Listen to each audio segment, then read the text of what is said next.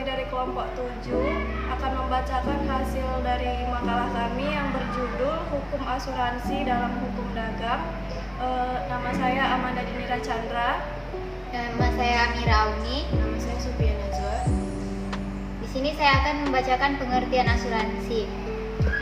Menurut Undang-Undang Nomor 40 Tahun 2014 tentang peransuransian, asuransi merupakan perjanjian antara dua pihak, yaitu perusahaan asuransi dengan pemegang polis yang menjadi dasar atau acuan bagi penerima premi oleh perusahaan asuransi dengan imbalan, yaitu yang pertama, memberikan pengganti kepada tanggungan atau pemegang polis karena kerugian yang dideritanya, biaya yang timbul, kehilangan keuntungan ataupun tanggung jawab hukum kepada pihak ketiga yang mungkin diderita tanggungan atau pemegang polis karena terjadinya suatu peristiwa yang tidak pasti tersebut. Yang kedua itu memberikan pembayaran dengan acuan pada meninggalkannya tertanggung atau pembayaran yang didasarkan kepada hidup si tertanggung dengan manfaat yang besarnya telah ditetapkan atau didasarkan pada hasil pengelolaan dana. Unsur dan sifat asuransi. Pasal 246 KUHD terhadap 3 unsur asuransi. Yang pertama, pihak tertanggung, yakni yang mempunyai kewajiban membayar uang premi kepada pihak penanggung baik sekaligus atau berangsur-angsur. Yang kedua, pihak penanggung mempunyai kewajiban untuk membayar sejumlah uang kepada pihak tertanggung baik sekaligus atau berangsur-angsur apabila unsur ketiga berhasil. Dan yang ketiga, suatu kejadian yang semula belum jelas akan terjadi. Sifat umum asuransi. Yang pertama itu bahwa asuransi itu timbul berdasarkan perjanjian.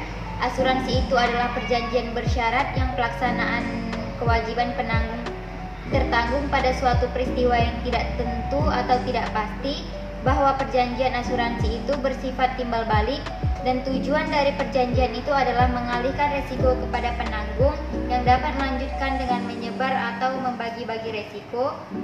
Dengan mengalih resiko itu ada kewajiban tertanggung untuk membayar premi. Tertanggung akan menerima ganti rugi atau sejumlah uang diderita dari penanggung. Dalam hal ini, tertanggung akan menerima sejumlah uang dari penanggung, dan dalam perjanjian asuransi itu ada pihak tertanggung yang menerima ganti rugi harus melekat sifat yang mempunyai kepentingan atas peristiwa yang tidak tentu agar menerima kerugian. Fungsi asuransi. Fungsi asuransi yang pertama, asuransi menyebabkan atau membuat masyarakat dan perusahaan-perusahaan berada dalam keadaan aman. Yang kedua, dengan asuransi terdapat suatu kecenderungan penarikan biaya akan dilakukan seadil mungkin. Yang ketiga, asuransi sebagai alat penabung. Yang keempat, asuransi dipandang sebagai suatu sumber pendapatan. Juga sumber pendapatan ini didasarkan financing the business, yaitu sumber pendapatan untuk segala sesuatu yang dipertanggungkan.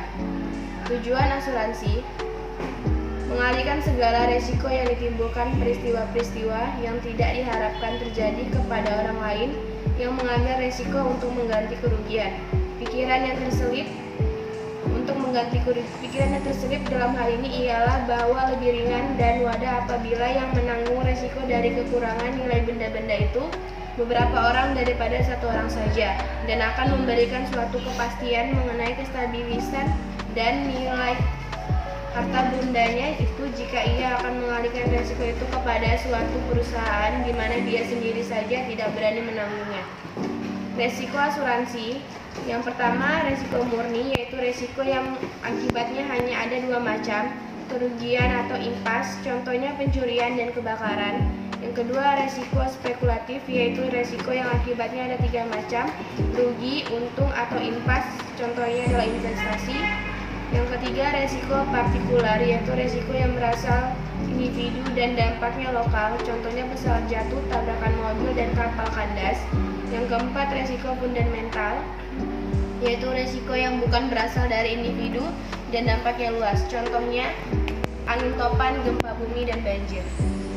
Selanjutnya, manfaat asuransi. Manfaat asuransi yang pertama, memberikan ketenangan dengan fungsi sebagai pengalihan resiko. Asuransi memberikan proteksi dari resiko ketidakpastian dan kerugian. Yang kedua, menjaga stabilitas finansial. Dengan asuransi, perusahaan dapat menjaga kelancaran keuangan perusahaan karena potensi resiko dapat ditanggulangi. Yang ketiga, sebagai salah satu cara menabung atau investasi.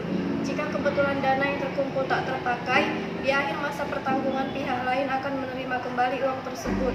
Dan yang keempat, mengantisipasikan suatu kerugian yang mungkin bisa saja terjadi dan datang kapan saja. Jenis-jenis asuransi. Menurut pasal 247 KUHD, asuransi terhadap kebakaran, asuransi terhadap bahaya hasil-hasil pertanian, asuransi terhadap kematian orang atau asuransi jiwa, asuransi terhadap bahaya di laut dan perbudakan, asuransi terhadap bahaya dan pengangkutan di darat dan di sungai-sungai.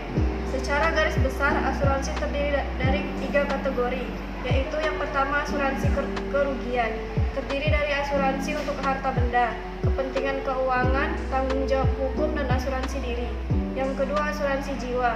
Pada hakikatnya merupakan suatu bentuk kerjasama antara orang-orang yang menghindari atau minimal mengurangi resiko yang diakibatkan oleh kematian, resiko hari tua, dan kecelakaan. Yang ketiga, asuransi sosial, menyediakan jaminan-jaminan dasar bagi masyarakat dan tidak bertujuan untuk mendapat keuntungan komersial. Selanjutnya, perjanjian asuransi. Perjanjian asuransi atau perjanjian pertanggungan secara umum oleh KUH Perdata disebutkan sebagai salah satu bentuk perjanjian untung-untungan. Sebenarnya merupakan suatu penerangan yang sama sekali tidak tepat. Perjanjian itu diadakan dengan maksud untuk memperoleh suatu kepastian atas kembalinya keadaan atau ekonomi sesuai dengan semula sebelum terjadi peristiwa. Batasan perjanjian asuransi secara formal terdapat dalam pasal 246 KUHD. Perjanjian asuransi atau pertanggungan itu mempunyai sifat-sifat berikut. Yang pertama, perjanjian asuransi merupakan suatu perjanjian penggantian kerugian. Yang kedua, perjanjian asuransi atau pertanggungan adalah perjanjian bersyarat. 3. Perjanjian asuransi atau pertanggungan adalah perjanjian timbal balik.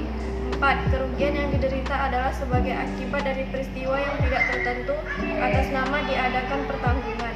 Syarat khusus dalam pasal 258 KUHD mengenai esensi perjanjian tentang realisasi hak dan kewajiban tertanggung dan penanggung seperti penyebab timbul kerugian, sifat kerugian yang menjadi beban penanggung, pembayaran premi oleh tertanggung, klausula-klausula tertentu, pembayaran premi oleh tertanggung, dan klausula-klausula tertentu. Sekian hasil dari makalah kami yang telah kami bacakan. Wabillahi taufiq wal hidayah. Wassalamualaikum warahmatullahi wabarakatuh.